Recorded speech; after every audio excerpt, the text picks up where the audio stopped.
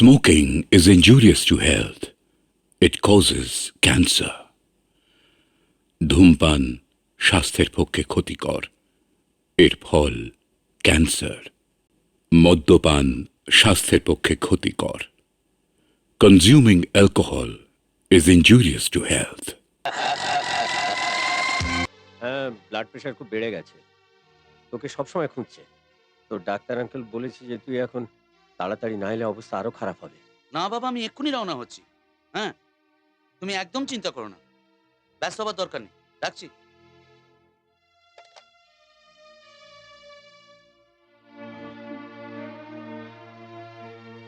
নন্দিনী, মার শরীর খারাপ, তোমাকে আমি আটকাবো না। তুমি চলে গেলে আমার কি হবে দীপু? আমি যে মা হতে চলেছি এ কথা কেবল তুমি আমি ছাড়া আমার বাবাও জানেন না। এই অবস্থায় তুমি চলে গেলে কি করব আমি? মুখ দেখাবো কি করে? দেখো, মা ভালো হয়ে যাওয়া মাত্রই আমি ফিরে আসবো। মন্ত্র না হয় পড়া হয়নি, কিন্তু সেদিন সেই ডাক বাংলোয় আমরা অগ্নির সাক্ষী রেখে স্বামী স্ত্রী হয়েছি। কেঁদো না।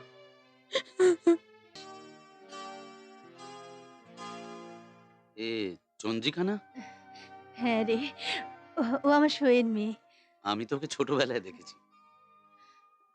সই মারা যাবার পরে বাইরেই পড়ছিল, এখন আমার কাছেই রয়েছে। ও না থাকলে তোর মার যে অবস্থা হয়েছিল, তোকে দেখার জন্য তোর মাও থাকতো না। দীপু, আমি একটা কথা বলবো, রাখবি? মা, তোমাকে আমারও কিছু বলার আছে। না, তুই আগে বল, তুই আমার কথা রাখবি কিনা। দেখো মা, তুমিই বল, আমি কখনো তোমাকে অমান্য করেছি? তুমি আমায় জন্ম দিয়েছো, তোমার কথা না রাখলে জীবনে আমি শান্তি পাবো না। বলো, কি বলছো? আমাকে ছুঁয়ে বল। ঠিক আছে বাবা, তোমাকে ছুঁয়েই বলছি। বল, কি বলতে চাও? সইকে কথা দিয়েছি রে, উপযুক্ত পাত্র পেলে তার হাতে তুলে দেব ওকে। আমার চোখের সামনে উপযুক্ত পাত্র কেবল তুই। মা, হ্যালো। দীপঙ্কর আছে? না, উনি নেই, ফ্যাক্টরিতে গেছেন। আপনি কি বলছেন? আমি নন্দিনী বলছি। হ্যালো, আপনি কে বলছেন? আমি ওনার স্ত্রী বলছি। হ্যালো, হ্যালো, হ্যালো, কে বলছেন? আপনি কিছু বলছেন না কেন? হ্যালো, কে বলছেন আপনি? হ্যালো, হ্যাঁ শুনছেন? কে বলছেন? Hello, hello, hello. হ্যালো, কে বলছো? দীপঙ্করের স্ত্রী বলছি। ও, তুমি দীপঙ্করের স্ত্রী বলছো? হ্যাঁ, কেন, কি হয়েছে? ভালো, খুব ভালো। এরকম না করলে লোকে বড়লোক বলবে কি করে? তোমার স্বামীটিকে বলে দিও, খুব ভালো কাজ করেছেন তিনি। খুব আদর্শ দেখিয়েছে সে, খুব আদর্শ দেখিয়েছে।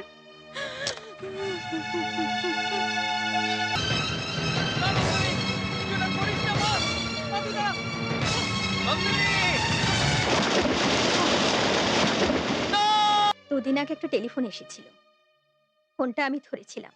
সে ওই নামটা বলেছিল। তোমার স্ত্রী বলে পরিচয় দেওয়াতে আর একজন ভদ্রলোক ফোনটা ধরে তোমাকে যাচ্ছে তাই বলল, তারপর কেটে দিল। নন্দিনী কে গো? নন্দিনী, নন্দিনী হচ্ছে এক ভাগ্যহীনা। যদি আমার মায়ের শরীর খারাপ না হতো, যদি তোমাকে পুত্রবধূ করার ইচ্ছা না হতো তার, তাহলে তোমার জায়গা আজ সে থাকতো। জানো চন্দ্রিকা, তার গর্ভে আমার সন্তান রয়েছে। এখান থেকে ফিরে তাকে স্ত্রীর মর্যাদা দিয়ে এই বাড়িতে আনবো বলে কথা দিয়েছিলাম। সে হয়তো আমার ফেরার দিন গুনছে, অথচ ফেরার দিন আর তাকে গুনতে হবে না। মানে মার কথা রাখতে তুমি যদি আমায় বিয়ে করতে পারো, তাহলে তোমার দেওয়া কথা রাখতে নন্দিনীকে এ বাড়িতে নিয়ে আসা উচিত। চন্দ্রিকা, আমি তোমার স্ত্রী, স্বামীর দেওয়া কথা যদি স্ত্রী রাখতে না পারে তাহলে সে কেমন স্ত্রী? বাবা মার কথা আমার উপর ছাড়ো, আমি ওদের বুঝিয়ে দেব।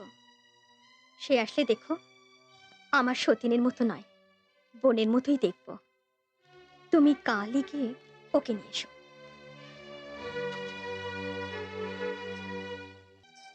তোমাকেও কি বললো? সে আর নেই চন্দ্রিকা, নেই মানে? চিরদিনের মতো চলে গেছে। ও আত্মহত্যা করেছে। ওর বাড়িতে পৌঁছে দেখলাম ঘরে তালা ঝুলছে, কেউ না। প্রতিবেশীরা বলল 2 দিন আগে নদীতে ঝাঁপ দিয়ে নিজেকে শেষ করে দিয়েছে। আর সেই দুঃখে ওর বাবা। হে ভগবান! দীপু যবে থেকে কাকার সঙ্গে ফ্যাক্টরি যাওয়া আরম্ভ করলো, একটু ভয় পেয়েছিলাম আমি।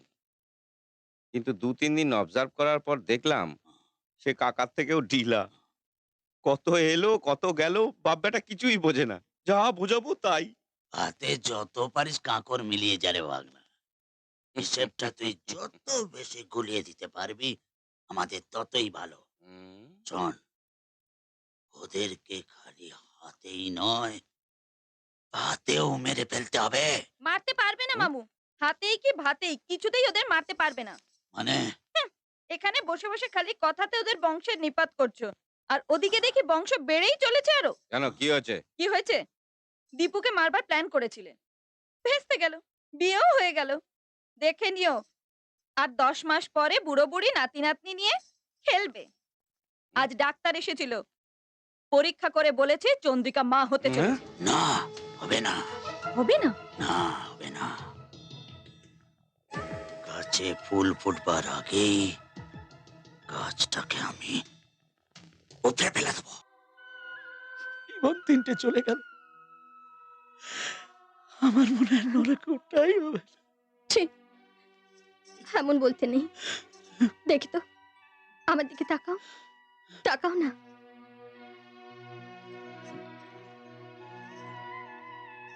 আজ থেকে আমি শুধু চন্দ্রিকা নই, নন্দিনীও।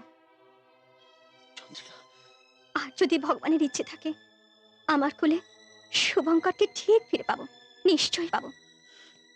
দেখে নিও তুমি। চন্দ্রিকা, আমারই কোলে, আমাদের ঘরে, আমারই কোলে, আমাদের ঘরে, কবে ওগো আসবে বলো আমাদের সোনা। ও আমার বংশে প্রদীপ, আমার বংশে প্রদীপ, আমার বংশ প্রদীপ।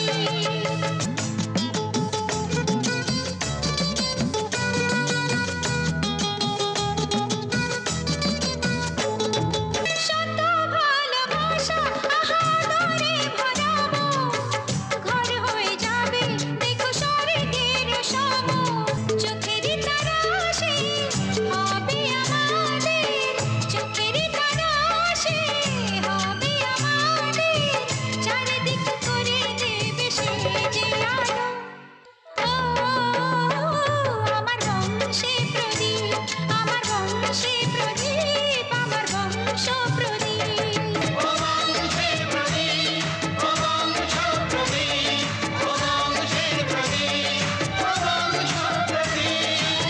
নে, এটা এটা কি গো? এটা দই নয়, বিষ। বিষ? হ্যাঁ, বিষ।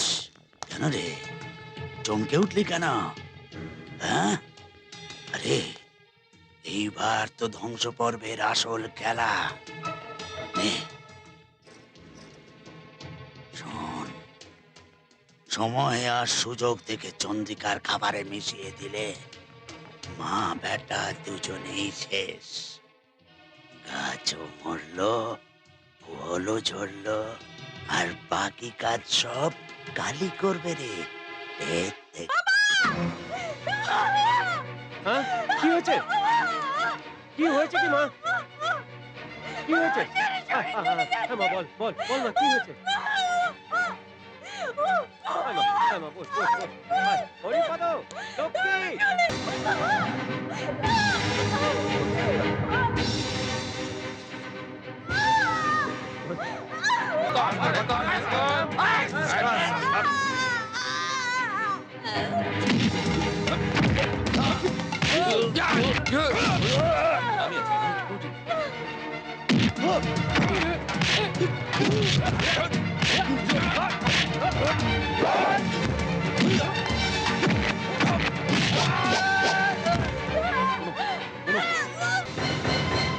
এই দেখ তোকে কেমন হেল্প করি।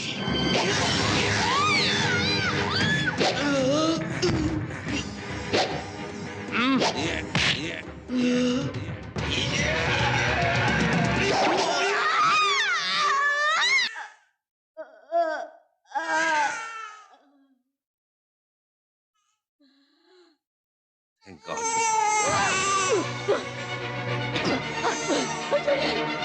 আমার কি হলো? কি কষ্ট হচ্ছে? হ্যাঁ বলো বলো, কি কষ্ট হচ্ছে? Sister, oxygen. Sister, oh my God, she is dead.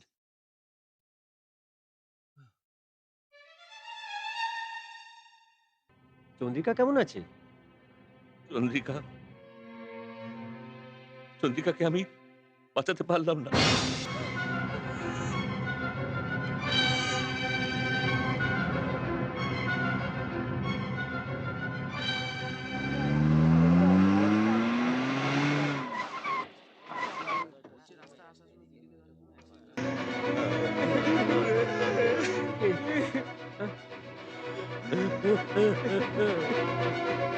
Lakshmi, Lakshmi, সব শেষ হয়ে গেল। কাকিমা, দীপু।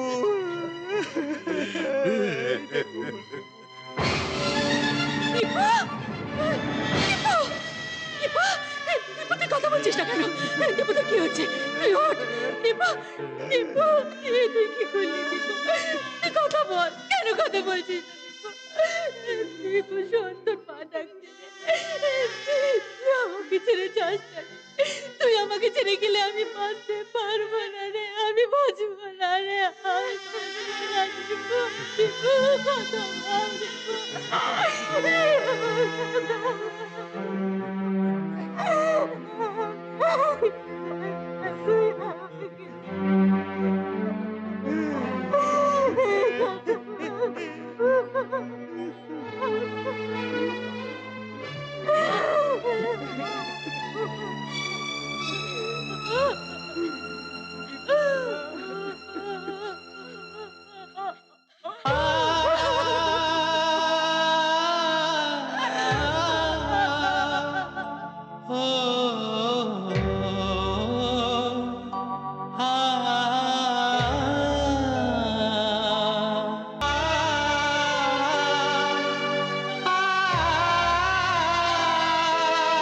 খাও না, আরে খাও খাও, নাও না রসগোল্লাটা খাও।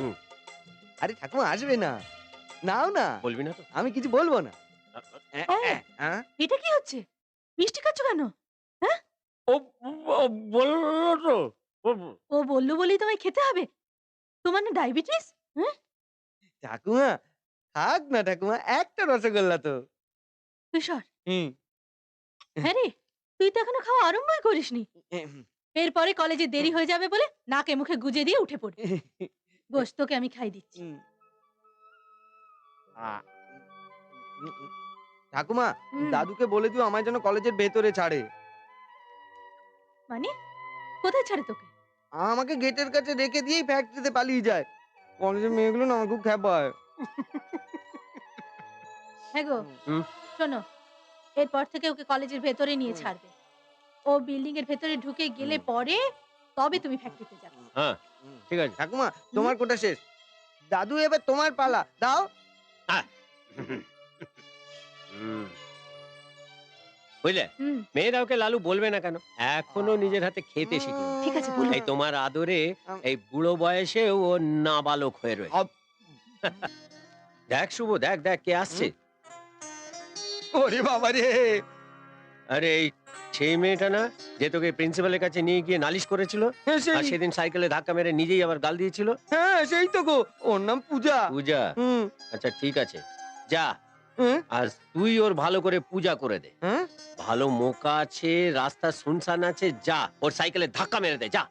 দাদু তোমার মুন্ডু খারাপ হয়ে গেল না আরে তো? না রে, আমি তোকে ঠান্ডা মাথায় উপদেশ দিচ্ছি, যা। কি হলো, চলে এলো তো, যা। না আমি পারবো না, আবার গিয়ে প্রিন্সিপালের কাছে নালিশ করবে। হ্যাঁ, আমার ভয় লাগে, আমি পারবো না। আমি বলছি যা। কলেজে গিয়ে শোধ তুলবে, আবার প্রিন্সিপালের কাছে নালিশ করবে। যা, আমি পারবো না। তুই যাবি কি না? না যা, না যা বলছি। না। তবে রে, যা।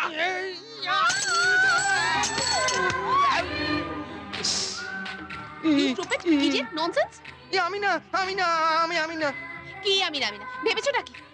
আমার ঘড়িটা ভেঙে চুরমার হয়ে গেল। সব তোমার জন্য, সব তোমার জন্য। আমি নতুন ঘড়ি কিনে দেবো তোমায়। দেখো দেখো, তোমাদের দুজনের পড়ে যাওয়ার ঘটনাটা নেহাতি কাকতালীয়। কি বলে কাকতালীয়? হ্যাঁ। আপনি দেখেছেন কি ও নিজে থেকে এসে ধাক্কা দিল? I know this purely intentional. আরে দাঁড়া দাঁড়া, আচ্ছা আমি যদি বলি যে তোমার এই ধাক্কা খাওয়াটাই ইন্টেনশনাল? মানে মানেটা ভারি সিম্পল। সেদিনও তুমি তাকে ধাক্কা দিয়েছিলে কিনা? অর্থাৎ সেদিন তুমি জানতে পেরেছিলে যে এটা তার জগিং করার রাস্তা, আর তুমি ভালো করেই জানো যে সকালবেলা এখান দিয়ে বেশি লোক যাতায়াত করে না। অর্থাৎ এইরকম একটা সুন্দর সুঠাম যুবকের সাথে পুনরায় ধাক্কা খাবার জন্য তুমি ঘুরে ফিরে আবার এই রাস্তায় এসছো। আহা, এরকম একটা গুড ফর নাথিং ছেলের সঙ্গে ধাক্কা খাওয়ার জন্য আমি এত দূর সাইকেল চালিয়ে এসেছি, তাই না? আমার আর কাজ ছিল না তো। আচ্ছা ঠিক আছে, তুমি আমার সাথে আরে, আরে, এসো, আরে, এসো। কি বলছো তুমি? আমার নাতিকে গুড ফর নাথিং বলছো? গুড ফর নাথিং বলছো? আমিও তোমার সঙ্গে একমত। আচ্ছা শোনো, এই গুড ফর নাথিং নাতিটাকে তুমি গুড ফর সামথিং করে দাও না। হ্যাঁ? কি বলতে চাইছেন আপনি? আচ্ছা ইংরেজিতে একটা ভালো কথা আছে জানো তো, behind every successful man there is a woman.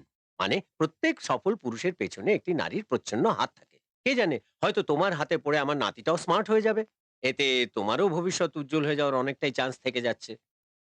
দেখো, এই রামশঙ্কর চৌধুরীর একমাত্র বংশপ্রদীপ, সে নিজেই এত টিম করে জ্বলছে যে ঘরকে আলো দেওয়া তো দূরের কথা, সে নিজেই আলোকিত হতে পারছে না। মা, তুমি আমায় সাহায্য করতে পারো না? এই কথা? হ্যাঁ। ওকে স্যার, আজই লেগে পড়ছি। দেখবেন আর কিছুদিন পরে আপনার নাতি কেমন স্মার্ট হয়ে যাবে। Wait, best of lakh.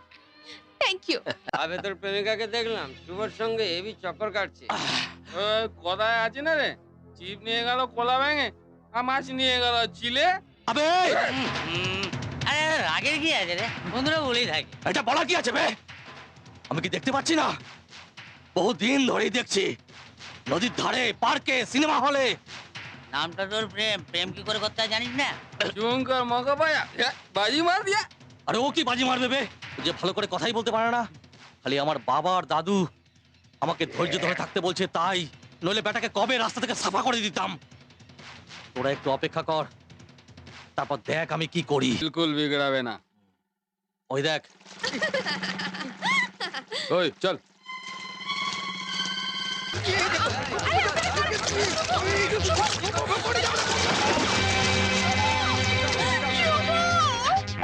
ছোট ঠাম্মা, ছোট দাদু, শোনো, এদিকে এসো। কি হলো রে? শুভ, শুভ কি হয়েছে? শুভ ঝিলের জলে ডুবে গেছে।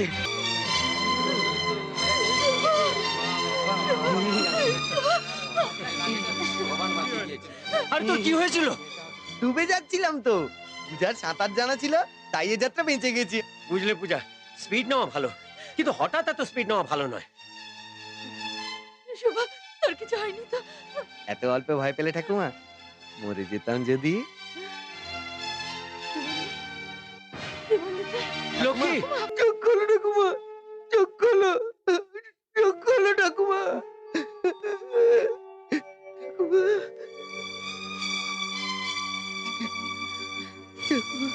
শুভ, আমার ঠাকুমা।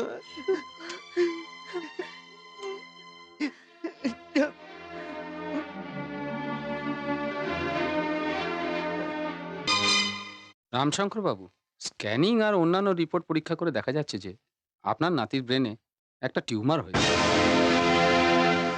টিউমার? না না, এত ব্যস্ত হওয়ার কিছু নেই, ছোট্ট একটা টিউমার। তবে যত শীঘ্র অপারেশন হয়ে যায় তত ভালো। এখানে তো তেমন ভালো ব্যবস্থা নেই, আপনি ওকে দিল্লিতে AIMS এ নিয়ে যান। এই নিন এই রিপোর্টগুলো। ওকে, আচ্ছা নমস্কার। নমস্কার।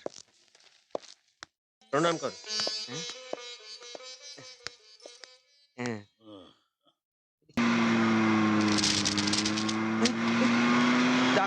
ডাক্তার আঙ্কেল আমার ডায়েরিটা পড়ে গেল, একটু গাড়িতে দাঁড় করান না।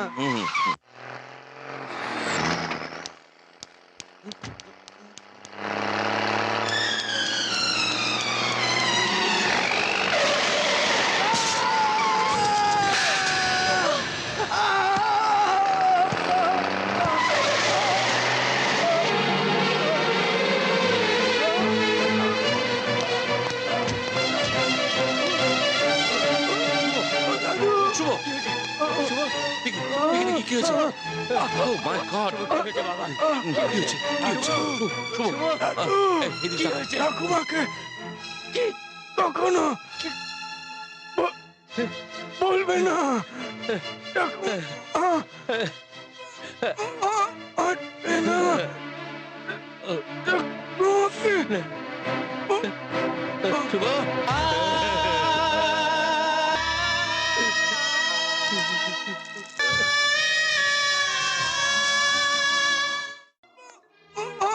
আটবে না। হিমা, কোথায় যে যাস? হিমা, আরে, হ্যাঁ গো, হ্যাঁ? তুমি তুমি কখন এসেছো? আমি গো, শুভ সব কাজ চুকিয়ে চলে এসেছি। সব কাজ চুকে গেছে মানে? মানে অপারেশন হয়ে গিয়েছে। হুম। তারপরে সে ওপরের মহলে চলে গেছে, মানে আইসিইউ। আর তুমি ওকে একা রেখে চলে এসছো? একা একা কেন হবে? অবিনাশ তার পাশে আছে। আর তাছাড়া সে যেখানে গিয়েছে কেউ ইচ্ছে করলেও সেখানে যেতে পারবে না। ও বলে গেল, যাওয়ার আগে বলে গেল, ঠাকুমাকে বলো না। তারপর সে চোখ বন্ধ করে দিল, অঘোর ঘুমে ঢলে পড়লো। আর তুমি চলে এলে? তুমি জানো যে জেগে উঠলে আমায় খুঁজবে, ঠাকমা ঠাকমা বলেও ডাকবে আমায়, আমায় না দেখলে বাড়ি মাথায় করবে ও। তুমি কি জানো না, তার মাথায় হাত না বোলালে ও বিছানা ছেড়ে ওঠে না, বাবারে বাচ্চারে বলে কোলে না নিলে তার চোখ খুলে না। কাল সকালে চোখ খুলবে যখন, ওকে খাইয়ে দেবে কে? তুমি তুমি চলে এলে কি করে?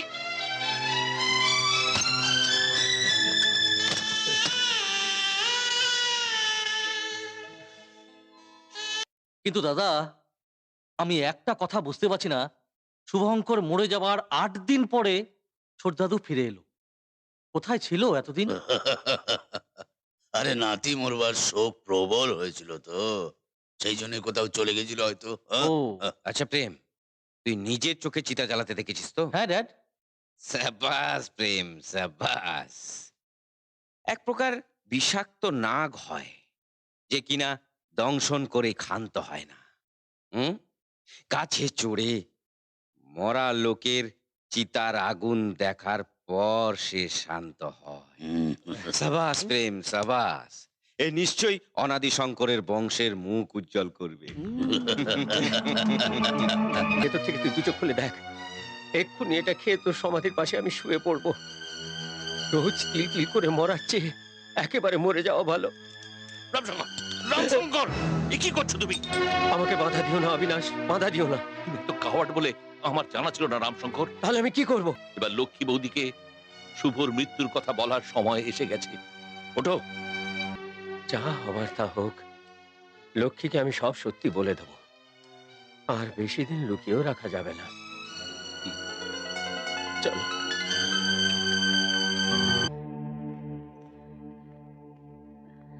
কেন যে এখনো আসছে না? ওই তো এসে গেছে বাবুরা। এসে গেছে, আমার নাতি এসে গেছে, আমার নাতি এসে গেছে। আমি আসছি এক্ষুনি।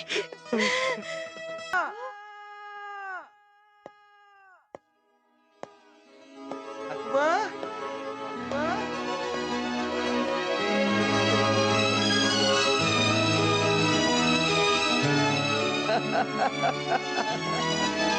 ঠাকুমা, ঠাকুমা, ঠাকুমা।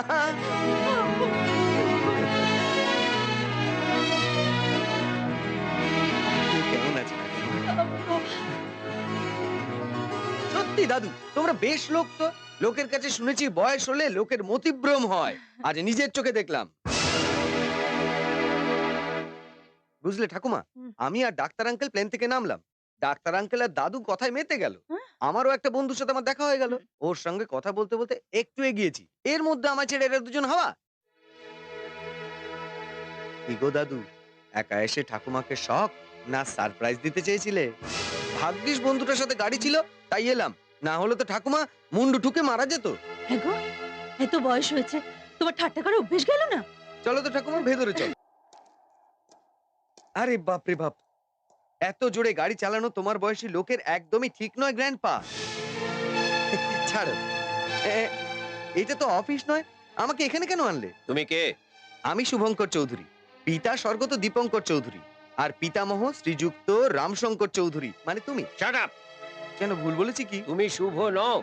চেহারায় পাশ করেছি, রক্ত পরীক্ষায় পাশ করেছি, আর সিগনেচারের পরীক্ষাতেও পাশ করেছি। ঠাকুমার আমার উপরে স্নেহ ভালোবাসার বহর দেখো তুমি কিনা বলছো আমি শুভ নই? তুমি শুভ নও, শুভ নও, শুভ নও। আজ থেকে 2 মাস আগে শুভর দেহটাকে আমার এই নিজের হাতে আমি পুড়িয়েছি।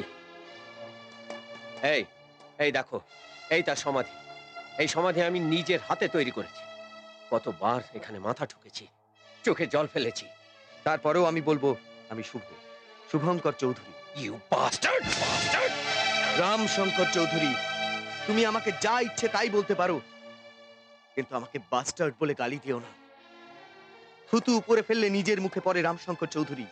তুমি আমাকে বাস্টার্ড বললে তোমার মুখ কালো হয়ে যাবে, তোমার বংশমর্যাদা মাটিতে মিশে যাবে। তুমি যে চৌধুরী বংশের আভিজাত্যের অহংকার নিয়ে ঘুরছো সেটা ধ্বংস হয়ে যাবে।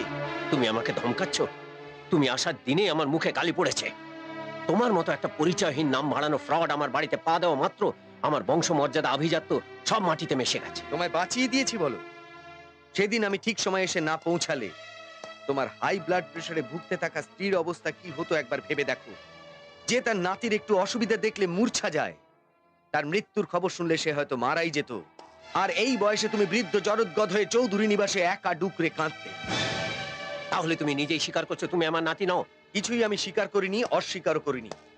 যে কাজ উদ্ধার করার সিদ্ধান্ত নিয়েছি সেই কাজ শেষ হয়ে গেলে একটা মুহূর্ত এখানে থাকবো না আমি। আমার সম্পত্তি হাতানো যদি তোমার উদ্দেশ্য হয় তাহলে সে কথা ভুলে যাও। আমার সম্পত্তির উত্তরাধিকারী ছিল আমার নাতি শুভ, আর শুভ অনেকদিন মারা গেছে। আমি শুভঙ্কর চৌধুরী নই বলে প্রমাণ করে দেখিয়ে দিও রামশঙ্কর চৌধুরী। পুলিশে চলো, আদালতে চলো, তুমি যেখানে বলবে সেখানে আমি যেতে প্রস্তুত আছি। কিন্তু একটা কথা ভুলে যেও না, তোমার একজন স্নেহময়ী স্ত্রী আছেন যার হৃদয়ে অপার স্নেহ, অফুরন্ত মমতা ভরা আছে। তার মৃত্যুটা সইতে পারবে তো? এবার বলো কি বলছো? শোনো, দিল্লি থেকে ফেরার পর আজ পর্যন্ত যাকে তুমি শুভ বলে জেনে এসছো, যাকে নাতি বলে ভেবে তোমার স্নেহ মমতা উজাড় করে দিয়ে এসছো, সে তোমার নাতি শুভ নয়। কি বললে? কি বললে তুমি? যেদিন রামশঙ্কর অপারেশনের জন্য শুভকে সঙ্গে নিয়ে দিল্লি যাচ্ছিল, সেদিন রাস্তার উপরে ওকে ট্রাক চাপা দিয়ে এই শুভকে মেরে দিয়েছে। এ তোমার শুভ নয়, এ ওর খুনি, মার্ডারার। বন্ধ করো, ডাকবি না, ডাকবি না আমি ঠাকুমা। যে ডাকটা আমার কাছে অমৃত ছিল একদিন, আর তোর মুখে সে ডাকটা বিষ লাগছে। চলে যা, চলে যা, আমার সামনে থেকে চলে যা।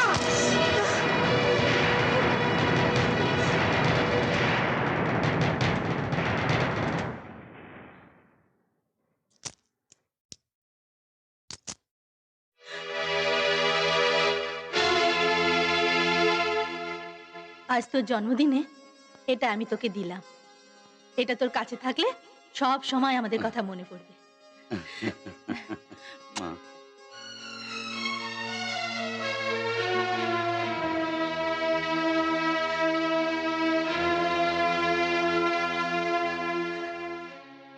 এটা তুই, এটা কোথায় পেলি তুই? কে দিয়েছে তোকে? বল, জবাব দে আমায়, জবাব দে। এই দিনের জন্যই তো আজ অব্দি অপেক্ষা করেছি ঠাকুমা। এই বুকে পাষাণ চাপিয়ে, মনে অজস্র অভিমান নিয়ে এ বাড়ির ভিতরে আমি জ্বলেছি। শুধু জানাবো বলে কি আমার পরিচয়, আমি কে? এসো আমার সঙ্গে।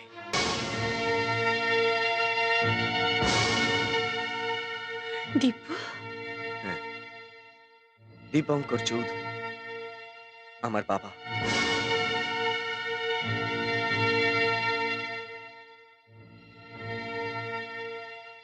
মা, এসো।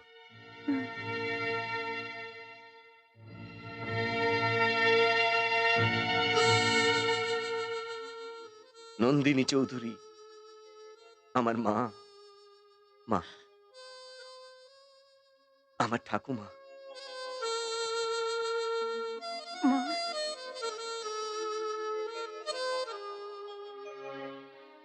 আমি আপনার বৌমা বলে আপনার বিশ্বাস হচ্ছে না? না, কি করে বা বিশ্বাস করাবো?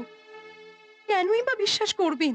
আপনাদের বউ হিসেবে আপনাদের সেবা করার সৌভাগ্য আমার হয়নি হয়তো, কিন্তু আপনার পুত্রের স্ত্রী হবার সৌভাগ্য মাত্র কিছুদিনের জন্য আমার হয়েছিল।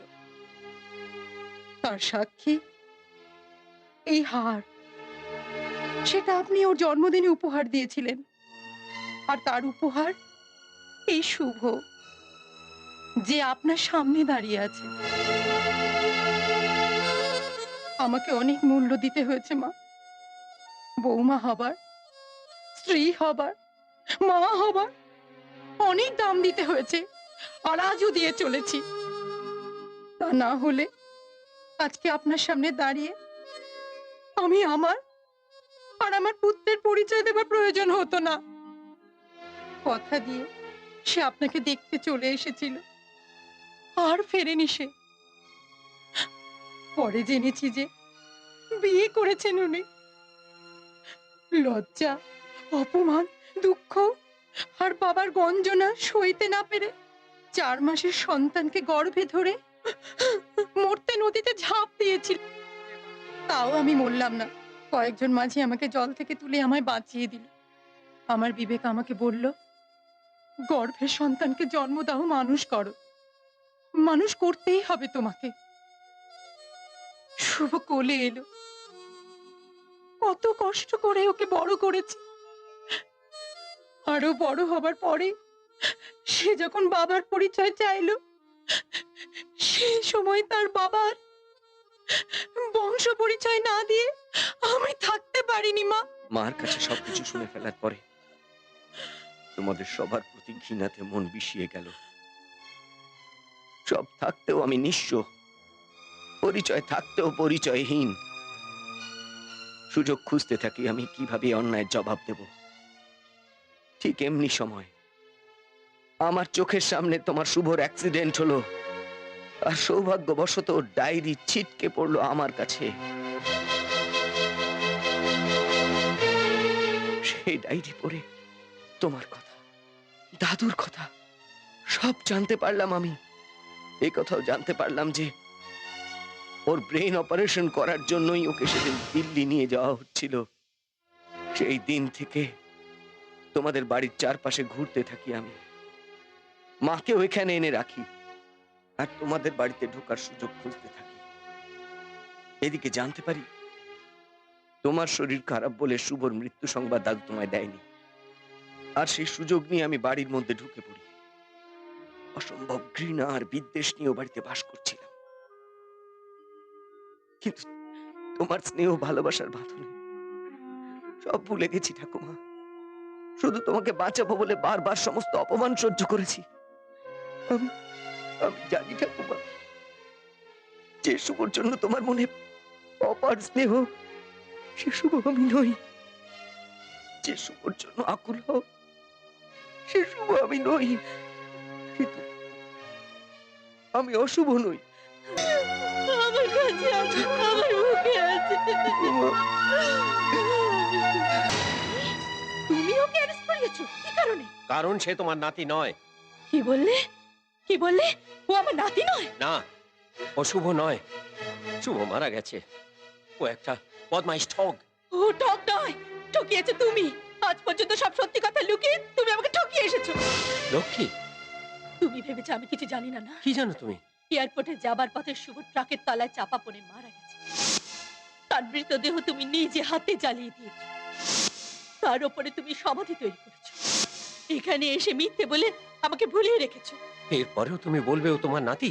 হ্যাঁ, নিশ্চয়ই বলবো। সে আমার নাতি, আমার শুভ। তার মারা যাওয়ার কথা তুমি জানো, তার ফিরে আসার কথা তুমি জানো না। নন্দিনী, নন্দিনী, এসো এসো এসো এসো। এই হলো তোমার শ্বশুর। বাবা, এ হলো তোমার বৌমা, দীপুর প্রথম স্ত্রী। এই শুভই হচ্ছে ওদের শুভ।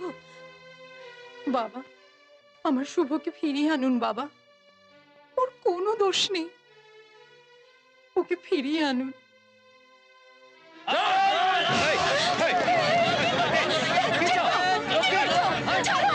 প্রেম, তুই? হ্যাঁ আমি, ছোট দাদু। তোমার অরিজিনাল শুভ ট্রাক চাপা পড়ে মরেছিল আর বেড়েছিলাম আমি। প্রেম, হ্যাঁ কাকা, খালি কি তাই নাকি? আপনার ভাতুষপুত্র বধূ হিসাবে আমিও আপনার একটা ছোট্ট উপকার করেছি। আপনার বৌমা চন্দ্রিকাকে খাওয়ার ওষুধে বিষ মিশিয়ে মেরেছি আমি, কলাবতী। আরো একটা ভুল ধারণা তোমার রয়ে গেছে কাকা।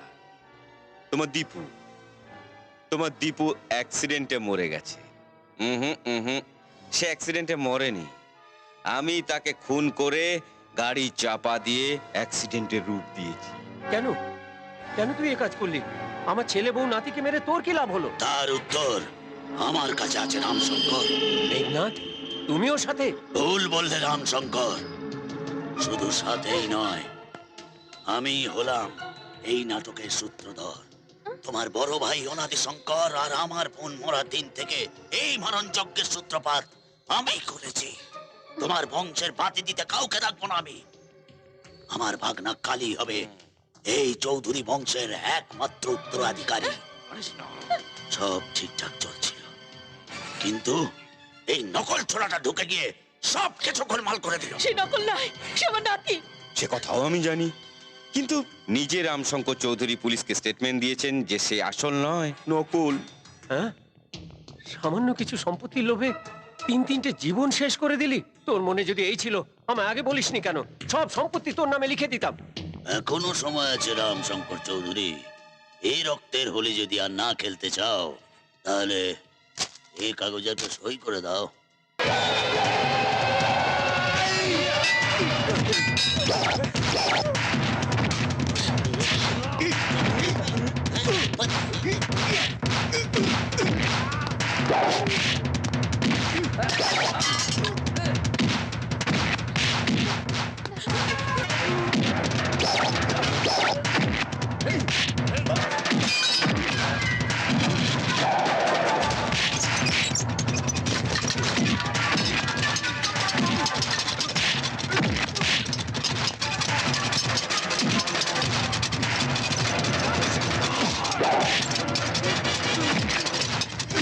করুন ওকে।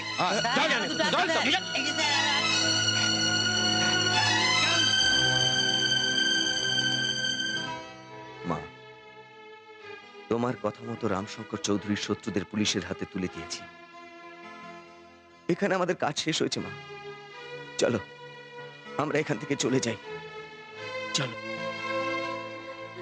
শুভ বৌমা, হ্যাঁ গো, ওদের শুভ,